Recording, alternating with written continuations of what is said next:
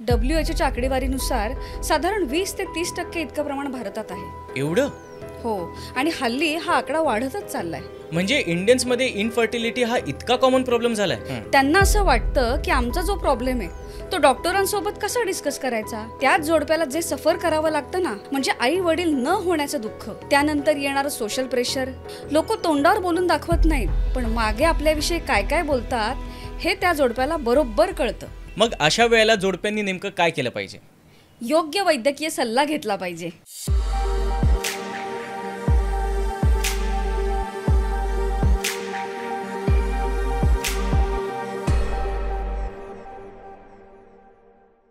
नमस्कार, मी तुषार परत घेऊन आलोय सुदृढ डॅशिंग जीवन जगण्यासाठी आपल्या आरोग्याचा आपला पॉडकास्ट हेल्थ टॉक्स. जे लोक आज आपला हा पॉडकास्ट पहिल्यांदा बघत असतील त्यांना मी सांगू इच्छितो की ह्या पॉडकास्टच्या माध्यमातून आपण विविध आजारांवर तज्ज्ञ डॉक्टरांशी चर्चा करत असतो. त्यातून तो आजार काय आहे, त्याची लक्षणे काय आहेत, त्यावर काय उपाय आहेत, आपण कोणती प्रिकॉशन्स घेतली पाहिजे, ह्या सर्वांची माहिती आपण इथे जाणून घेण्याचा प्रयत्न करत असतो. तुमच्यासारखा एक सामान्य माणूस ज्याला आजाराबद्दल काहीही माहीत नसतं आणि तुमच्या मनात जे प्रश्न असतात तेच प्रश्न माझ्याही मनात असतात आणि मी तुमच्या मनातले मॅक्झिमम प्रश्न इथे मांडण्याचा प्रयत्न करतो. तर आज मी इनफर्टिलिटी म्हणजे वंध्यत्व हा विषय ह्या पॉडकास्टमध्ये घेऊन आलोय. त्याबद्दल बोलण्यासाठी आपल्यासोबत आहे doctor Ashwini. Doctor Ashwini, health talks ह्या पॉडकास्टमध्ये तुमचं खूप खूप स्वागत आहे. धन्यवाद. डॉक्टर, मला सांगा, तुमची एक्सपर्टीज ही इनफर्टिलिटीमध्ये आहे की ह्या व्यतिरिक्त अजूनही इतर तुम्ही कोणते आजार बघता? हो, पण आम्ही नम्मा होमिओपॅथीमध्ये बाकी आजार पण बघतो, जसे आर्थरायटिस, व्हेरिकोज व्हेन्स, थायरॉइड, PCOD, मानसिक आजार, असे सगळ्या प्रकारचे आजार आम्ही ह्याच्यात करतो. बरं डॉक्टर, मला एक सांगा आता की भारतामध्ये इनफर्टिलिटीचं प्रमाण किती असेल? WHOच्या आकडेवारीनुसार साधारण 20 ते 30% इतकं प्रमाण भारतात आहे. एवढं? हो, आणि हल्ली हा आकडा वाढतच चाललाय. म्हणजे इंडियन्समध्ये इनफर्टिलिटी हा इतका कॉमन प्रॉब्लेम झालाय? हो, तुम्ही जर विचार केला तर 6 जोडप्यांपैकी एका जोडप्याला हा फर्टिलिटीचा प्रॉब्लेम नक्की आहे. म्हणजे अष्टपुत्र सौभाग्यवती भव या आशीर्वादाचा प्रभाव दिवसेंदिवस कमी होत चालला असं म्हणायला हरकत नाही. एक पुत्र सौभाग्यवती भव एवढा जरी स्त्रियांना आशीर्वाद मिळाला ना, तरी काही ते त्यांच्यासाठी वरदान ठरेल. अहो, इतके जोडपे त्रस्त होतात या आजारामुळे. हो ना, एक्झॅक्टली. बरं, मी हल्लीच एका न्यूजपेपरमध्ये एक आर्टिकल वाचलं होतं वेडिंग इंडस्ट्रीबद्दल. तर ती इंडस्ट्री 13,000 करोडोंच्या टर्नओव्हरची आहे. म्हणजे आपण अंदाज लावू शकतो की भारतातले लोक लग्नावर आयुष्यात जमा केलेले कितीतरी पैसे खर्च करतायत. कारण तो बऱ्याच वर्षांनी येणारा कौटुंबिक उत्सव असतो आपल्या कुटुंबातला. हो ना, आणि त्या कुटुंबातल्या लोकांचं एक स्वप्न असतं बरं का, की आता लग्न झालं आहे, त्यांची एक एक्साइटमेंट असते, मी आता आजी होणार, आजोबा होणार, काका होणार, मामा होणार. पण हे स्वप्न एखाद्या जोडप्याला पूर्ण करायला अडचण येताना दिसत असेल तर त्याचं पण प्रेशर त्या जोडप्यावर नक्की येतं. अगदी बरोबर. त्याच जोडप्याला जे सफर करावं लागतं ना, म्हणजे आई वडील न होण्याचं दुःख, त्यानंतर येणारं सोशल प्रेशर. लोक तोंडावर बोलून दाखवत नाहीत, पण मागे आपल्याविषयी काय काय बोलतात हे त्या जोडप्याला बरोबर कळतं. मी अशी एका 39 वर्षाच्या बाईची केस बघितली होती. ती बाई कुठलं फंक्शन अटेंडच करत नव्हती. का तर कारण कुठेही गेलं तरी तिला तिच्या मुलाच्या संदर्भात तिथल्या बाया काही ना काही प्रश्न विचारायच्या. म्हणजे पुरुषांपेक्षा स्त्रियाला ह्या केसमध्ये सोशली जास्त फेस करावं लागतं. कारण काही स्त्रिया अशा असतात की केसभर गजरा आणि गावभर नजरा. CCTV सारखं ते आजूबाजूला लक्ष ठेवूनच असतात. खरंय. मी स्वतः एक स्त्री असून ही गोष्ट पूर्णपणे डिनाय करू शकत नाही, पण पुरुषांनाही काही प्रमाणात फेस करावंच लागतं, कारण त्यांच्याही मनात सुद्धा कुठे ना कुठे गिल्ट असतोच. मग अशा वेळेला जोडप्यांनी नेमकं काय केलं पाहिजे? योग्य वैद्यकीय सल्ला घेतला पाहिजे. तो तर कोणी घेत असेलच ना? नाही, बऱ्याचदा सुरुवातीला काही लोक डॉक्टरांकडे जाण्यासाठी कचरतात. त्यांना असं वाटतं की आमचा जो प्रॉब्लेम आहे तो डॉक्टरांसोबत कसा डिस्कस करायचा. यामुळे ते अगोदर स्वतःच काहीतरी इकडून तिकडून गुगल करायचं आणि यूट्यूबचे व्हिडिओ बघायचे. यावरून काहीतरी उपाय करून बघतात आणि मग सगळं थकून झाल्यानंतर मग डॉक्टरांकडे येतात. आमच्याकडे लग्नाला 8-10 वर्ष झालेले पेशंट सुद्धा येतात. तर तसं करू नका हा तुम्ही. शेवटी डॉक्टरांकडे जायचं आहे ना, तर जेव्हा तुम्हाला हा प्रॉब्लेम दिसतोय तेव्हाच या ना त्यांच्याकडे. एक्झॅक्टली. डॉक्टर, तुम्हाला खरं सांगू का, यूट्यूबवर आजकाल इतके व्हिडिओ सापडतील ना तुम्हाला. म्हणजे त्या दिवशी मी रील स्क्रोल करत होतो तेव्हा कोणीतरी प्रवचनकार होते, ते इनफर्टिलिटीवर लोकांना ज्ञान देत होते. असं बरंच काही चालतं बरं का आपल्याकडे. त्यामुळे लोक जरा डायव्हर्ट होतात. पण योग्य वैद्यकीय सल्ला घेतल्याशिवाय तुमचा हा प्रॉब्लेम कधीही बरा होणार नाही. बरं, मग हा वैद्यकीय सल्ला एखाद्याने घेतला, वेळेत घेतला, तर हा प्रॉब्लेम बरा होण्यासारखा आहे म्हणजे चान्सेस किती आहेत? तुम्ही कोणाचा वैद्यकीय सल्ला घेताय त्यावर ते डिपेंड आहे. हां, मी नम्मा होमिओपॅथीबद्दल नक्की सांगू शकते की माझ्याकडे आत्तापर्यंत जेवढे पेशंट आलेत जे नॉर्मल कंडिशनवाले होते, म्हणजे त्यांचा प्रॉब्लेममध्ये जास्त कॉम्प्लिकेशन्स नव्हते, ते 100% बरे झाले. पण ज्यांच्या इन्फर्टिलिटीमध्ये कॉम्प्लिकेशन्स असतील तिथेही आमचं सक्सेस रेट 95%च्या वरती आहे. हो, वा हो, दिस इज रिअली अमेझिंग. तर तुमची ही नम्मा होमिओपॅथी नक्की काय आहे? नम्मा हा कानडी शब्द आहे, कारण या संस्थेचा उगम हा कर्नाटकात झाला आणि त्याचा अर्थ होतो आमची, तुमची किंवा आपल्या सगळ्यांनी मिळून तयार केलेली.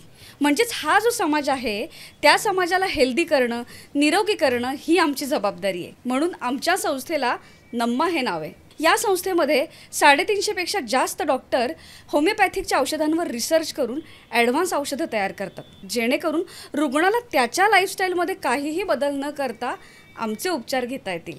होमिओपॅथीच्या औषधांवर रिसर्च करून म्हणजे? आय मीन होमिओपॅथीची काही ना काहीतरी औषधं असतीलच ना, तीच तुम्हाला द्यायची असतात? नाही, असं नाही आहे. आम्ही एक्झिस्टिंग होमिओपॅथी औषधांवर रिसर्च करून त्यांना आत्ताच्या लाईफस्टाईलनुसार कसं जुळवून घेता येईल यासाठी आमचा प्रयत्न असतो. बरं डॉक्टर, लाईफस्टाईल म्हणजे काय काय गोष्टी होऊ शकतात? आपलं खाणं पिणं, आपण उठतो कधी, आपण स्ट्रेस किती घेतो, आपण व्यायामाला वेळ किती देतो, इत्यादी सगळ्या गोष्टी ह्या लाईफस्टाईलमध्ये येऊ शकतात. बरं, मग औषधं घेताना आम्ही आवडीचं खात राहिलो तरी काही प्रॉब्लेम होणार नाही? म्हणजे मी असं ऐकलंय की होमिओपॅथीमध्ये पथ्य पाळावे लागतात, तर ते पाळावे लागणार नाहीत? हे बघा, तुम्ही जर आमच्याकडे होमिओपॅथीचे उपचार घेत असाल तर काहीही कठोर पथ्य पाळावी लागत नाहीत. अशी काय जादू आहे तुमच्याकडे? जादू वगैरे काही नाही, पण एक फॉर्म्युला आहे आमच्याकडे, immunogenic miasmatic 6th generation homeopathic formula. हा मिस्टर इंडियावाला फॉर्म्युला तर नाही आहे ना? म्हणजे अहो नाही, म्हणजे लहानपणी मी मिस्टर इंडिया चित्रपट पाहिला होता, त्यात तो कसा त्याच्याकडे एक फॉर्म्युला असतो, तो गायब होतो. तुमच्या फॉर्म्युल्याने सुद्धा असे आजार गायब होतात का? नाही, तुम्ही म्हणजे तसं समजू शकता. हां, पण आमचा हा जो फॉर्म्युला आहे त्या आजाराचं कारण शोधून त्या कारणावर उपचार करतो, त्यामुळे आजार गायब होऊन जातो आणि तो परत कधीही येत नाही. म्हणजे तुम्ही आजारांवर उपचार देतच नाहीत? अजिबात नाही. आम्ही आजाराच्या कारणावर फोकस करतो, कारण आजाराचे कारणच नसेल तर आजार कसा असेल? एक्झॅक्टली. मग मला सांगा, तुमचा हा मिस्टर इंडिया फॉर्म्युला आहे तरी काय? हे चांगलं नाव ठेवलंय हा तुम्ही. बऱ्याच लोकांना या फॉर्म्युल्याचं नाव लक्षात ठेवायला कठीण जातं. अहो, बऱ्याच लोकांना काय, मला सुद्धा कठीण होतं आहे. आता तुम्हीच सांगितलं होतं की काय, माझ्या तर लक्षातही नाही आहे. तुम्हीच सांगा काय ते काय? नाही, युजेनिक नाही, immunogenic miasmatic 6th generation homeopathic formula. Okay, मग हा फॉर्म्युला नेमका काय? Immunogenic miasmatic 6th generation homeopathic फॉर्म्युलातला पहिला शब्द आहे इम्युनोजेनिक. आता यातला इम्युनो म्हणजे आपली रोगप्रतिकारक शक्ती, म्हणजे आपले मेडिसिन रोगप्रतिकारक शक्ती वाढवण्यावर भर देते. तसेच जेनिक म्हणजे जेनेटिक्स. ओके, म्हणजेच तुमच्या शरीरात जे जीन्स आहेत ते फॅमिली जीन्स असतात. आता त्यात जे रोग आलेले असतात ते तुमच्या आईवडिलांकडून तुमच्याकडे आलेले असतात, त्याला सुद्धा आम्ही कव्हर करण्याचा प्रयत्न करतो. ओके, आणि त्यासाठी इम्युनोजेनिक मेडिसिन्स आहेत. आता मायस्मॅटिक म्हणजेच तुमचा जो त्रास आहे त्याला आम्ही बघतो की तुम्हाला कशामुळे त्रास होतोय, त्याच्या मुळापर्यंत आम्ही जातो. त्याच्यावर आम्ही तुमच्या शारीरिक आणि मानसिक रचनेनुसार औषधं देतो. आणि 6th जनरेशन म्हणजे आत्ताची जनरेशन. या जनरेशनमध्ये सांगता येत नाही की कोणाला कधी आणि कसला त्रास होईल. एक्झॅक्टली. लहानपणापासून मोठ्यांना सर्वांना त्रास होत आहे. अहो, आजकाल प्रत्येकाला त्यांच्या समस्येवर झटपट उपाय हवा असतो. म्हणून आजच्या जगाच्या जीवनशैलीनुसार आमच्याकडे 6व्या पिढीचं औषध आहे. आता बघा, आधीच्या काळात अर्थरायटिस, व्हेरिकोज व्हेन्स, शुगर, BP हे आजार लोकांना 50शी नंतर व्हायचे. एक्झॅक्टली. पण आत्ता कुठल्याही वयात कुणालाही हे आजार होऊ शकतात. कोणत्याही वयोगटात आमची औषधं इफेक्टिव्हच आहेत. आणि होमिओपॅथिक म्हणजे आपली होमिओपॅथी. होमिओपॅथीमध्ये औषधे नैसर्गिक घटकांपासून तयार केली जातात आणि ती खूपच कमी प्रमाणात दिली जातात. त्यामुळे शरीराची स्वतःची रोगप्रतिकारक शक्ती सक्रिय होते आणि आपला आजार बरा होतो. म्हणून या फॉर्म्युलाला आम्ही immunogenic मायझमॅटिक 6th generation homeopathic formula असं म्हणतो. अमेझिंग. म्हणजे नम्मा होमिओपॅथी ही होमिओपॅथीची ट्रीटमेंट नाही, हे तुम्ही काहीतरी वेगळंच तयार केले होमिओपॅथीचा वापर करून, राईट? अगदीच तसं नाही, पण नम्मा होमिओपॅथीनं या फॉर्म्युल्यामुळे होमिओपॅथिक क्षेत्रात आपलं एक वेगळं स्थान नक्की निर्माण केलं आहे. हा आमचा जो फॉर्म्युला आहे तो अगदी युनिक आहे. तो तुम्हाला कोणाजवळही सापडणार नाही. त्यामुळे आमची उपचार पद्धती ही युनिक बनते आणि अधिक इफेक्टिव्ह बनते. बरं, मग तुमचा हा जो काही युनिकनेस आहे त्याबद्दल मला जाणून घ्यायला आवडेल. म्हणजे समजा ना, एखादा इनफर्टिलिटीचा पेशंट तुमच्याकडे आला तर तुम्ही त्याला कसं युनिक वेने ट्रीट करता, आणि समजा तो इतर कुठे गेला तर त्याला तिथे काय अनुभव येईल? हे बघा, अनुभवाची गोष्ट झाली तर पहिलं मी नम्मा होमिओपॅथिकमध्ये आल्यावर काय अनुभव येतो हे सांगते.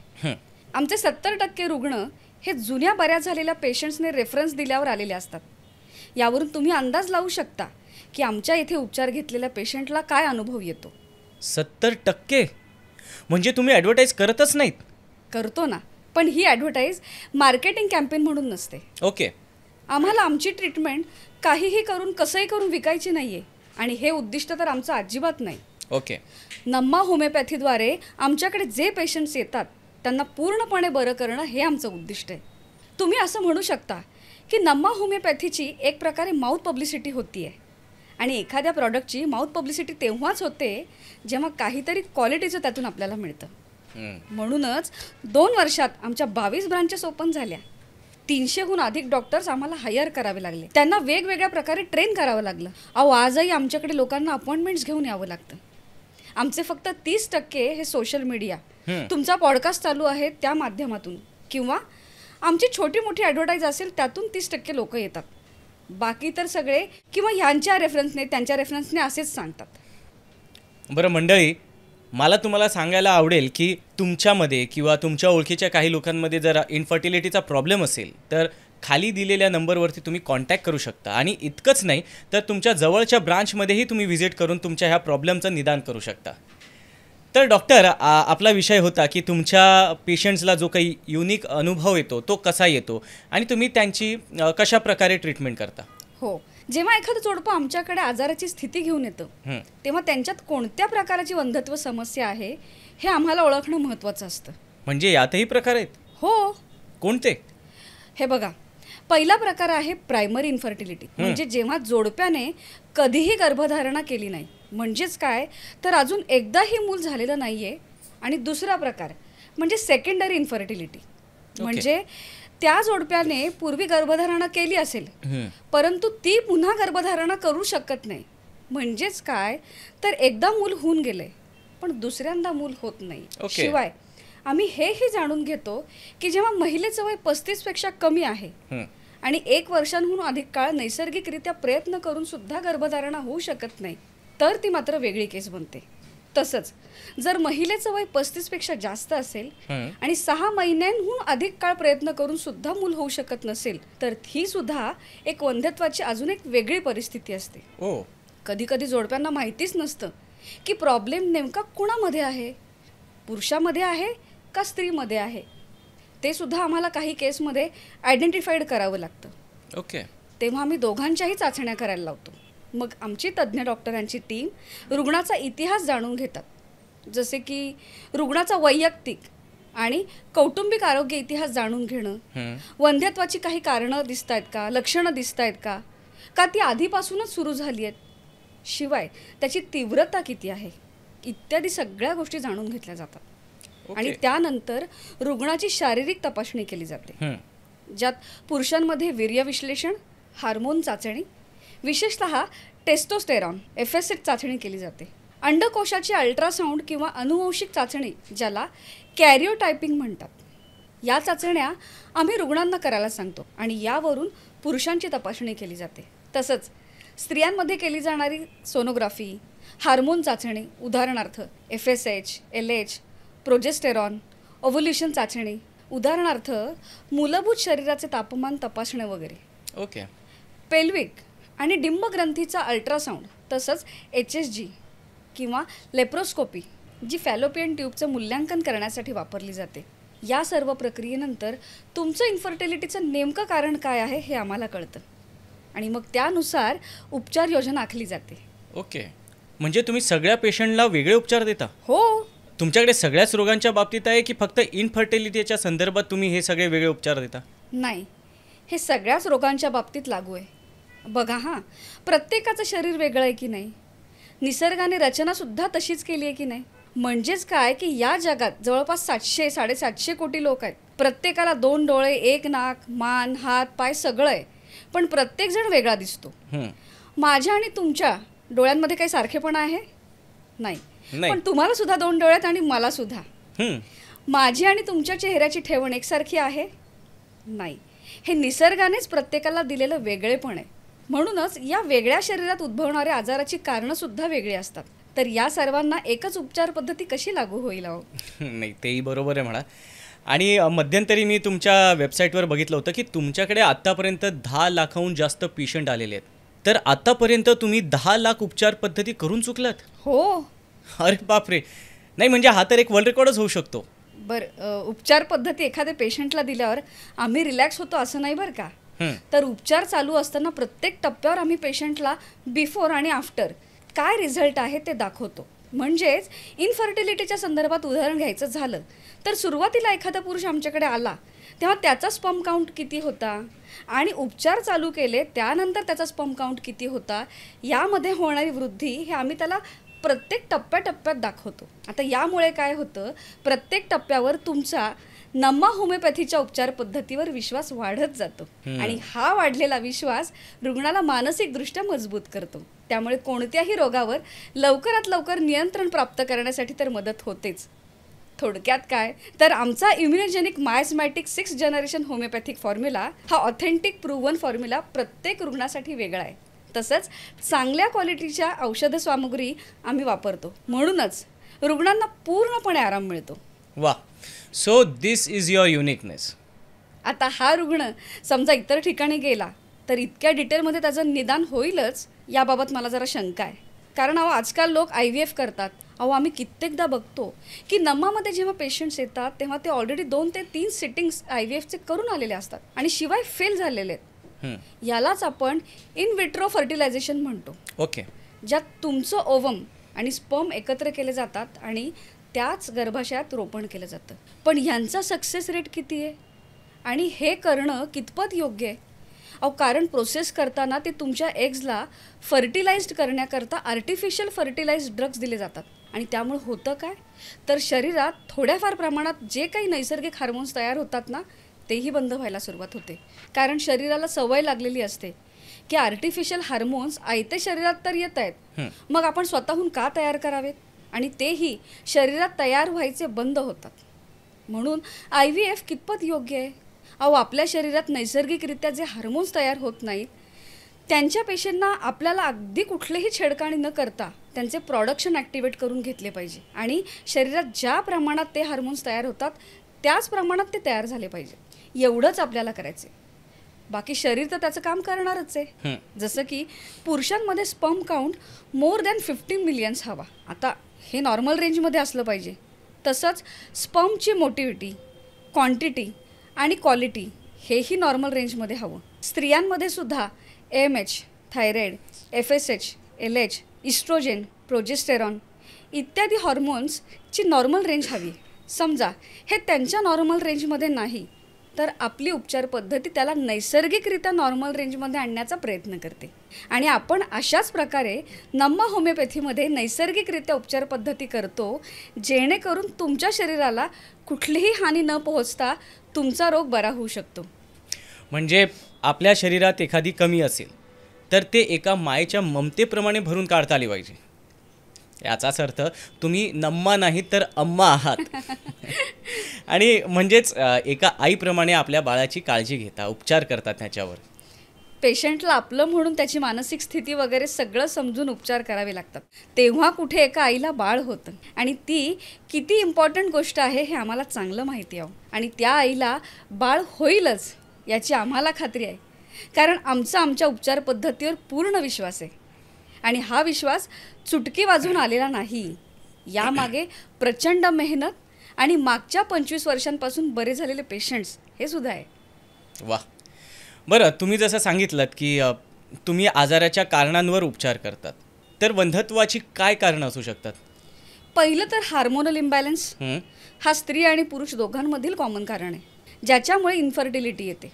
कारण ह्या धगधगत्या आयुष्यातली धावपळ आणि अतिविचार करण्याची सवय यांचा हार्मोन्सवर बराच परिणाम होत असतो. शिवाय ऑफिसमधले ताणतणाव, स्ट्रेस यामुळे आपल्या हार्मोन्सवर परिणाम होतच असतो. जसे की टेस्टेस्टेरॉन, LH, FSH, थायरॉईड असे बरेच हार्मोन्स डिस्टर्ब होतात.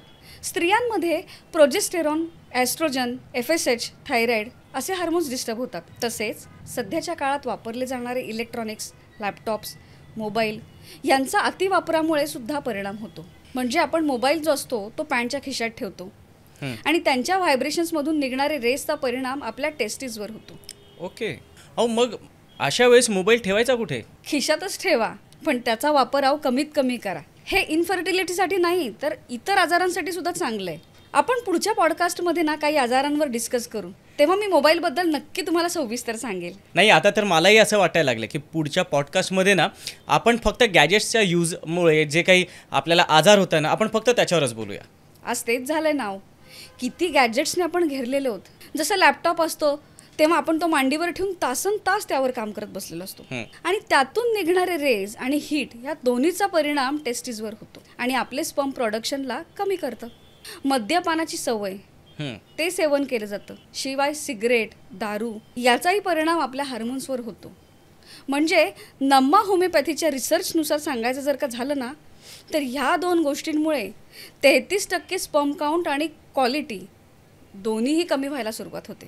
स्त्रियांमध्ये ओव्ह्युलेशन जे आहे ते व्यवस्थितरित्या होत नाही. पाळी अनियमित होते आणि ओव्हरीजमध्ये म्हणजेच अंडाशयात जी अंडी तयार होतात त्याचा रेट खूप कमी होतो. त्यांच्या वजनात आणि क्वालिटीमध्ये सुद्धा घट होते. तसंच मी सांगितलं की स्ट्रेस फॅक्टर जो आहे तो सगळ्यात मोठा रोल प्ले करतो तो इन्फर्टिलिटीमध्ये. कारण स्ट्रेस हार्मोन कॉर्टिसोल जे आहे तो ब्रेन आणि ओव्हरीजमधला सिग्नलिंगला प्रॉब्लेम आणतो आणि ओव्ह्युलेशन शिवाय त्याची क्वालिटीवर परिणाम करतं. तसंच स्ट्रेसमुळे प्रोलॅक्टिनचं प्रमाण वाढतं आणि ते एस्ट्रोजन आणि प्रोजेस्टेरॉनला डिस्टर्ब करून मासिक पाळीला अनियमित करतं.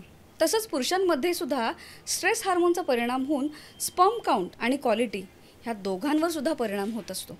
तर अशाच प्रकारे अजून काही वेगळी कारणं सुद्धा आहेत जी दोघांमध्ये सुद्धा कारणीभूत ठरतात. जसे की पुरुषांमध्ये शुक्राणूंची संख्या कमी होणं आणि त्याची गुणवत्ता कमी होणं, व्हेरिकोसेल म्हणजेच अंडकोशातील वाढलेल्या नसा, संक्रमण जसं की इपिडिटायटिस, ऑर्कायटिस, अनुवंशिक विकार जसे की क्लाइनफेल्टर सिंड्रोम. आता ह्या कारणांमुळे पुरुष इफेक्ट होतात बरं का. स्त्रियांच्या बाबतीत बोलायचं झालं तर ओव्ह्युलेशन विकार जसं की पॉलिसिस्टिक अंडाशय सिंड्रोम, PCOS, तसंच ब्लॉक किंवा खराब झालेलं फिलोपियन ट्यूब, एंडोमेट्रोसिस म्हणजे गर्भाशयातील टिश्यू बाहेरच्या बाजूने वाढू लागतात, गर्भाशयाच्या विकृती जसं की फायब्रॉइड्स, पॉलिप्स, गाठी तयार होणं, अंड्याचा दर्जा आणि प्रमाणामध्ये वय संबंधित घट होणे, संक्रमण होणे, उदाहरणार्थ ओटीपोटाचा दाहक रोग, PID, अनुवंशिक विकार जसं की टर्नर सिंड्रोम वगैरे. या काही कारणांमुळे स्त्रियांमध्ये वंध्यत्व म्हणजेच इन्फर्टिलिटी निर्माण होऊ शकते. याचाच अर्थ तुम्ही इन्फर्टिलिटीकडे लक्ष देत नाही, त्याची कारणं शोधता आणि त्याचे उपचार सुरू करतात. तुषारजी, ते कारणच नसेल तर इन्फर्टिलिटी सुद्धा नसेल ना. अहो, म्हणजे साप भी मरना चाहिए और लाठी भी ना तुटे. एक्झॅक्टली. एखाद्या आजाराचा उपचार करून घेताना माझ्या शरीराची जर का हानी होणार असेल तर तो उपचारच नाही, ती तात्पुरती केलेली सोय आहे. जर आपण ती तात्पुरती सोय करतच राहिलो आणि परमनंट त्यावर काही सोल्युशन शोधलंच नाही तर मग कॉम्प्लिकेशन्स निर्माण होऊ शकतात, राईट? अगदीच. यात मानसिक ताण खूप येतो. गर्भधारणेसाठीच्या प्रयत्नांमुळे व्यक्तीच्या मानसिक आरोग्यावर परिणाम होऊ शकतो. त्यात चिंता, उदासीनता आणि नैराश्याचा अनुभव घेऊ शकतो. तसंच सामाजिक दबाव सुद्धा असतो जोडप्यांवर. कुटुंब आणि समाजाच्या अपेक्षांमुळे व्यक्तीवर अतिरिक्त दबाव येऊ शकतो, ज्यामुळे आणखी मानसिक ताण निर्माण होतो. शारीरिक आरोग्य समस्या निर्माण होऊ शकतात. काही वेळा तर गर्भधारणेसाठी उपचार घेतलेल्या शारीरिक आरोग्यात समस्या निर्माण होऊ शकतात, जसे की हार्मोनल असंतुलन किंवा इतर वैद्यकीय गुंतागुंत निर्माण होऊ शकते. इन्फर्टिलिटीमुळे नवरा बायकोच्या संबंधात तणाव आपल्याला दिसतो. गर्भधारणेसाठीच्या प्रयत्नांमुळे दाम्पत्यामध्ये तणाव निर्माण होऊ शकतो. ज्यामुळे संबंधांमध्ये ताण येऊ शकतो. शिवाय आर्थिक ताण पण येतोच. इनफर्टिलिटीच्या उपचारांचा खर्च हा हाय कॉस्ट असू शकतो, त्यामुळे आर्थिक समस्यांचा सामना करावा लागतो. हो, एक्झॅक्टली. आणि इनफर्टिलिटीवरचे उपचार दीर्घकाळ चालू राहिल्यामुळे आरोग्यावर सुद्धा दीर्घकालीन परिणाम होऊ शकतात. तर हे अशा प्रकारे आपल्या आयुष्यात नैराश्य येऊ नये म्हणून वेळच्या वेळी लक्षणे लक्षात घेऊन योग्य त्या तपासण्या करून उपचार चालू करणे कधीही योग्य. आणि मध्यंतरी मी तुमच्या वेबसाईटवर बघितलं होतं की तुमच्याकडे आत्तापर्यंत 10 लाखाहून जास्त पेशंट आलेले आहेत. तर आत्तापर्यंत तुम्ही 10 लाख उपचार पद्धती करून चुकलात? हो. अरे बापरे. नाही म्हणजे हा तर एक वर्ल्ड रेकॉर्डच होऊ शकतो. बरं, उपचार पद्धती एखाद्या पेशंटला दिल्यावर आम्ही रिलॅक्स होतो असं नाही बरं का. तर उपचार चालू असताना प्रत्येक टप्प्यावर आम्ही पेशंटला बिफोर आणि आफ्टर काय रिझल्ट आहे ते दाखवतो. नम्मा होमिओपॅथीच्या उपचार पद्धतीवर विश्वास वाढत जातो आणि हा वाढलेला विश्वास रुग्णाला मानसिकदृष्ट्या मजबूत करतो. त्यामुळे कोणत्याही रोगावर लवकरात लवकर नियंत्रण प्राप्त करण्यासाठी तर मदत होतेच.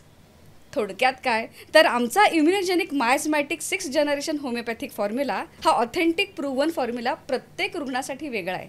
तसंच चांगल्या क्वालिटीच्या औषध सामुग्री आम्ही वापरतो, म्हणूनच रुग्णांना पूर्णपणे आराम मिळतो. वा, so this is your uniqueness. मग अशा परिस्थितीत आता जे तरुण आहेत ज्यांचं लग्न होणारं असेल किंवा काही आहे ज्यांचं नुकतीच लग्न झालेली असतील, तर स्त्री आणि पुरुष ह्या दोघांनाही इनफर्टिलिटीचा सामना करावा लागू नये ह्यासाठी काही उपाययोजना आहेत का? नक्कीच. माझ्याकडे एक मस्त योजना आहे. कोणती? लाडका आहार योजना. अहो, मी लाडकी बहीण योजना ऐकलं होतं, पण हा लाडका आहार योजना नेमका आहे तरी काय? ही पुरुषांसाठी वेगळी आहे आणि स्त्रियांसाठी थोडी वेगळी आहे. ओके. तर पुरुषांसाठी काय तर ते सांगते. पुरुषांनी प्रोटीन रिच डाएट घेतला पाहिजे, जसं अंडी, चणे, मासे, चांगल्या फळभाज्यांचं सेवन केलं पाहिजे, जसं की पालक, ब्रोकोली आणि गाजर. फळांमध्ये बेरी, केळी आणि सफरचंद. शिवाय जास्त झिंक असलेलं ओमेगा 3 फॅटी ॲसिड्स असलेलं ड्रायफ्रूटसुद्धा आपल्या आहारात इन्क्लूड करू शकता. ओके. जसं की अक्रोड, बदाम, ओट्स हे खा ना तुम्ही. यातून तुम्हाला चांगली ऊर्जा मिळेल. शिवाय भरपूर पाणी प्या, जेणेकरून शरीर हायड्रेट राहील. बरं, तुमच्या याच्यातलं पाणी पिणे म्हणजे तुमच्या योजनेतला बिनखर्चाचा उपाय. आता महिलांनी काय करायचं ते तुम्हाला सांगते.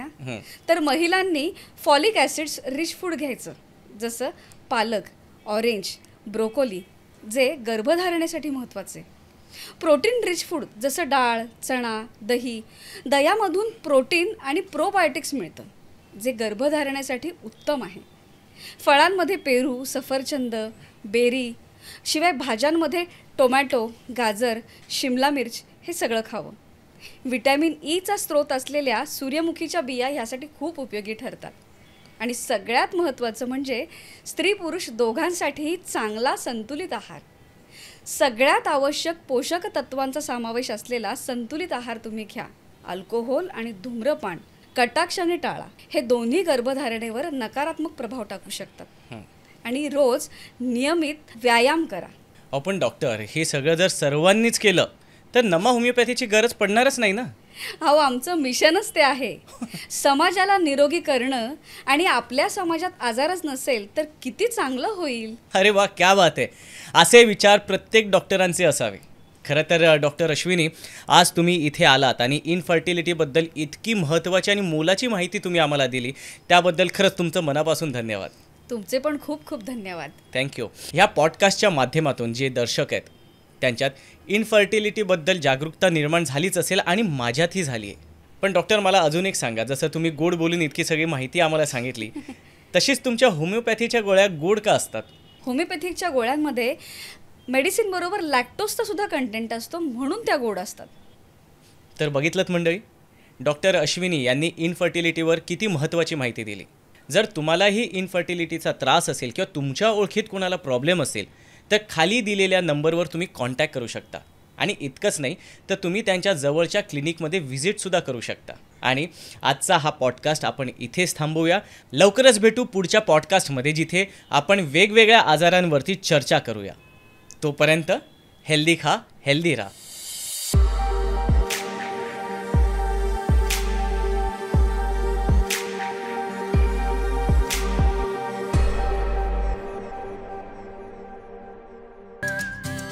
नम्मा होमिओपॅथी आरोग्य संजीवनी.